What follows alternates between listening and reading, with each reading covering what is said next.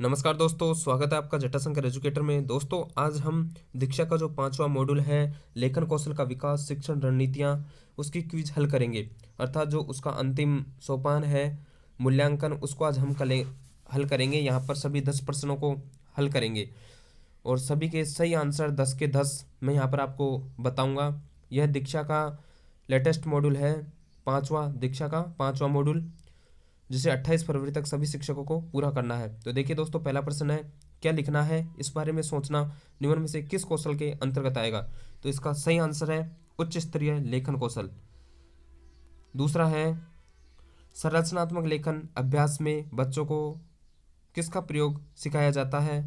तो इसमें सभी का सिखाया जाता है। वाक्य की सही संरचना का, वर्तनी का, विराम चिन्ह का, तो सभी का इसमें सिखाया जाता है।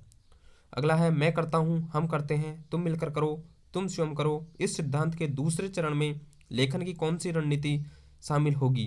तो दूसरा चरण है हम करते हैं। हम अर्थात साझा लेखन इसमें शामिल होगा। अगला है, एक बच्चे के हाथ में जब कागज और पेंसिल आई तो उस पर आड़ी तिरछी लकीरें खींचने लगा। शिक्षक ने पूछा तो वह बोला कि मेरी माँ है और उनका नाम सलमा है। शिक्षक को ऐसे में क्या करना चाहिए? तो देखिए दोस्तों, इसका सही जवाब है बच्चे द्वारा लिखे गए इस काम की सराहना करें और जो वह करना चाह रहा है उसे लिखकर दिखाएं। अगला है, नीचे दिए गए वाक्यों में से कौन सा उभरता लेखन की विशेषता को बताता है? तो उभरता लेखन की विशेषता को इसमें से बताता है, बच्चे यह नहीं जान पाते कि अक्षर कैसे बनते हैं, वे प्रिंट की अवधारणा को समझ सकते हैं। इसका सही आंसर ये है। अगला प्रश्न है, नीचे दी गई संरचना लेखन गतिविधियों को सरल से कठिन क्रम में लगाएं। तो देखिए संरचना देखते हैं हम। सही वाक्य बनाना, सही शब्द चुनकर वाक्य पूरा करना, अधूरा वाक्य पूरा करना। तो इसको सरल से कठिन की ओर क्रम में लगाना है। तो इसमें सबसे पहला आएगा सही शब्द चुनकर वाक्य पूरा करना, फिर अधूरा वाक्य पूरा करना, फिर सही वाक्य बनाना। तो BCA इसका सही आंसर होगा, BCA। अगला प्रश्न है, राजकीय प्राथमिक विद्यालय की शिक्षिका अपनी कक्षा के बच्चों को लिखने के लिए प्रेरित करती है और जब बच्चे लिखते हैं तो शिक्षिका इस काम में उनकी मदद करती है। ये मदद सही तरीके से लिखने और विषय के बारे में सोचने में होती है। यह लेखन की कौन सी रणनीति है? तो दोस्तों, यह लेखन की मार्गदर्शन युक्त लेखन विधि है, क्योंकि इसमें लेखिका बच्चों का मार्गदर्शन भी कर रही है। अगला प्रश्न है, इनमें से कौन सी लेखन की विशेषता नहीं है?